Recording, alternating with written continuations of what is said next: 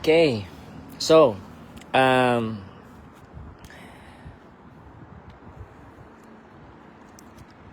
beliefs in a racial or national messiah or kingdoms are harmful to those who hold them and also to those whom they perceive to be other people. So in part 1, I talked about those who hold to a Jewish non-Jesus Messiah and how that is harmful because they believe that God is still gonna raise up a Jewish non-Jesus Messiah, and especially when they work on making that happen, they become imperial, and it's not healthy, and it's harmful to themselves, and it's harmful to those whom they perceive to be other people, or in their case, because they are Jewish, then they perceive non-Jewish people as enemies. Here in America, it's the Christian nationalists, the MAGA people, the neo-Nazis. They believe in the supremacy of the white race, the white people. So everybody who is not white are other people, and so that's harmful. It's a belief system, an ideology that harms themselves, and also it harms those whom they perceive to be other people. So that's why there's all the injustices and oppressions and atrocities committed against our most beloved Black and Native and Latinx and other oppressed siblings here in the United States and all over the world. It's probably, well, I know that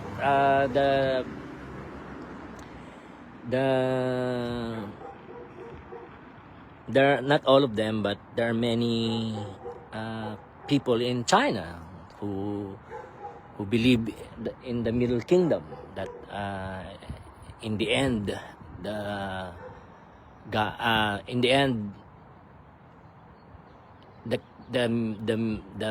Middle Kingdom, which is Chinese, or I think specifically Han Chinese, will rise up and rule the world.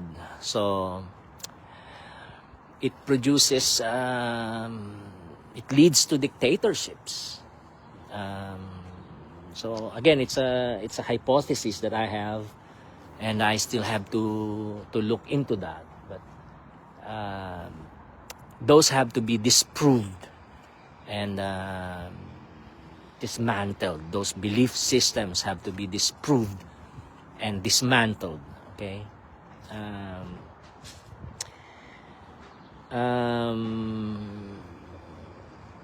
The same is true of like Saudi Arabia and the Ayatollah system in Iran and other places.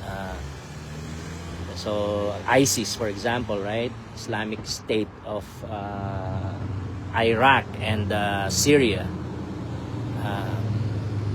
It's a belief system that is harmful to themselves and harmful to those whom they perceive to be others. And those things have to be dismantled.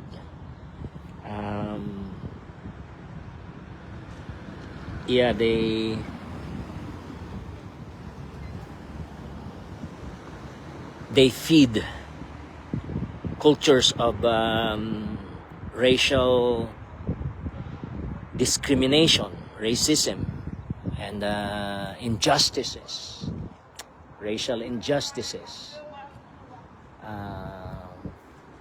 and others. So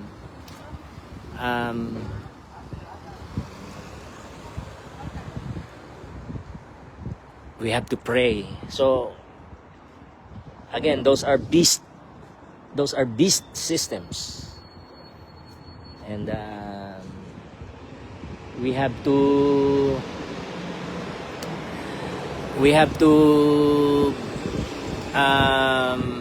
expose them. So that's and that's why not believing in Jesus is harmful, not just is for in the world to come, in the age to come, but also now in this age between the incarnation and the second coming of Jesus. So believing in Jesus is not really optional. He is really the only way, the only truth, and the only life. Now with the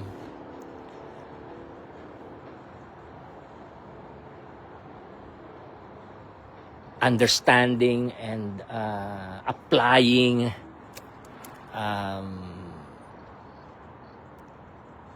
imperial contextual hermeneutics in interpreting the Bible is very important now. So when Jesus said, "I am the way, the truth, and the life. No one comes to me except through. No one comes to the Father except through me." He was talking, of course, about to the Father, right? Like coming to the Father, because we need to be reconciled to God the Father, who is the suzerain King, who's against Him and against His covenant, His original covenant. We all rebelled. All humanity has rebelled. And our precious and beloved Jewish siblings, again, no anti-Semitism. They are our beloved, most beloved also. Jewish siblings, they have also, their ancestors have broken not just the original covenant in Adam, but also the old covenant under Moses, the Mosaic covenant. They have broken that as well, and so the whole world is under judgment because of original sin or original rebellion. But our beloved Jewish siblings, most beloved Jewish siblings, they have, because to whom much has been given, much is required, right? They have been given the Mosaic covenant, the old covenant. But then there was, because the law cannot save, so they weren't saved by the law. And the law actually, just like with Adam, right? The original covenant ended up becoming a curse for Adam and all humanity. And now the Mosaic covenant, or the old covenant, has also ended up being a curse for our equally most beloved Jewish siblings. So we need to pray for them. We need also to pray for our white American siblings, and also for our Chinese siblings and Russian siblings and Muslim siblings. We need to pray. And Father, we just go before I pray. So again, Jesus is the way, the truth, and the life to God the Father. But He's because if we don't believe and accept Jesus and follow Jesus as the only way, the only truth, and the only life that reconciles us with God the Father and leads to our adoption as children of God the Father, then we end up lost. We follow other ways, and we follow other truths, and we follow other lives, and that is harmful to us and harmful to those around us and harmful to all humanity. So to our Jewish siblings, Jesus is the way. He's the way to your security. He's the way to your well-being in this life and in the life to come. To our Chinese siblings, the same thing. Xi Jinping, communism, atheism, believing in the rise or resurrection of the Middle Kingdom, that's not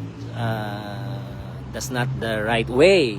That's the wrong way, and it's also not the truth. It's the wrong. It's falsehood, and it's also not life. It doesn't give you life. It leads to death. First of all, is spiritual death. And secondly, also material death, metaphorical death, and also literal physical death. So all people die because the wages of sin is death. But the gift of God is eternal life through Jesus Christ. And Jesus is the life, so follow Him. And the same thing with our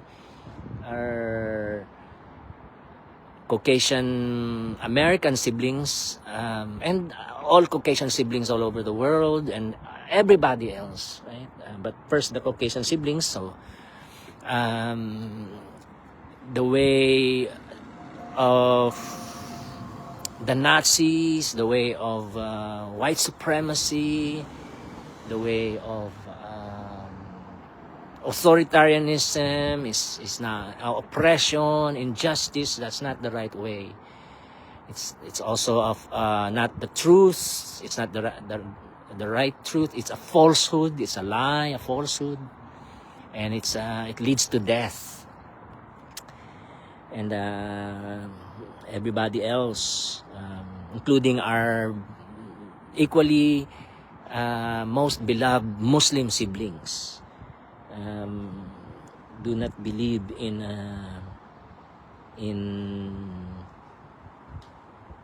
a Messiah or a prophet who is not Jesus, who is not Isa al-Masih.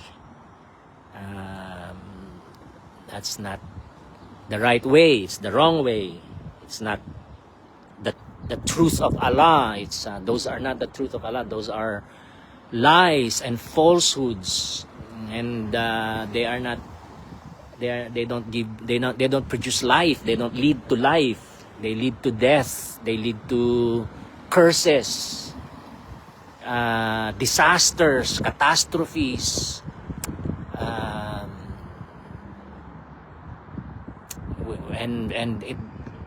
They don't lead us to Allah. They lead us to Satan, actually. So everybody is encouraged to surrender. Let us all surrender our lives to Jesus Messiah, Isa al-Masih, Yeshua HaMashiach, Jesu Cristo, Jesus Christos. Let's all give our lives to Him. Let's trust and follow Him, and He will rescue us from all evil, and He will heal us from all our wounds and disorders and curses and everything that plagues us and hurts us and harms us and produces death in us. Father, we just surrender everything to You once again, and help that dear sibling of ours to surrender their life, her life, his life unto them, unto Jesus, and just surrender to Jesus everything, and indwell that person, Holy Spirit. Fill that person, Holy Spirit. Heal that person, Holy Spirit.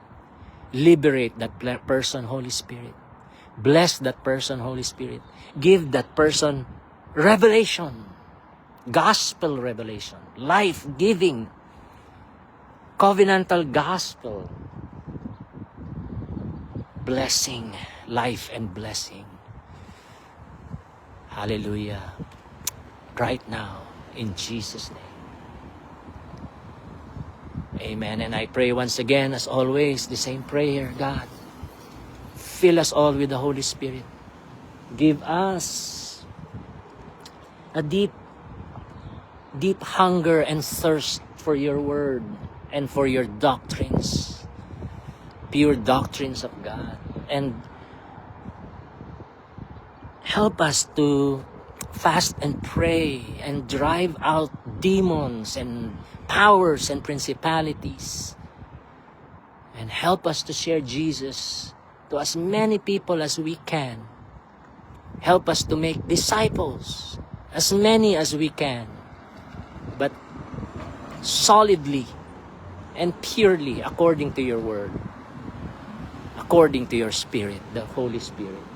And help us, Lord, to plant and multiply repentant churches all over the world.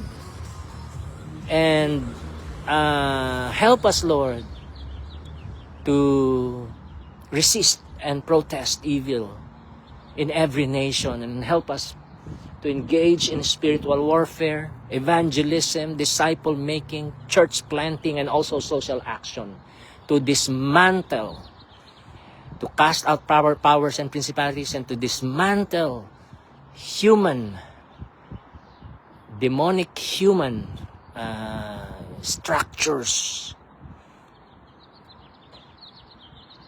systems, and crush every structure and system of injustice, oppression, affliction, persecution. And Lord, we also pray, liberate the oppressed all over the world, in every nation, in every community, in every society, and reconstruct societies for your kingdom and glory. Let us not worry about the final beast to come. We just have to obey you here and now, right here and right now, in our generation. And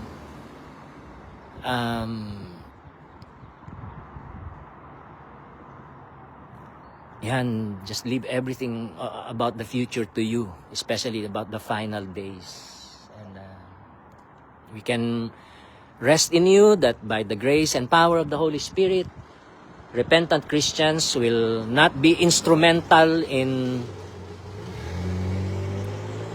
giving rise to the final 666.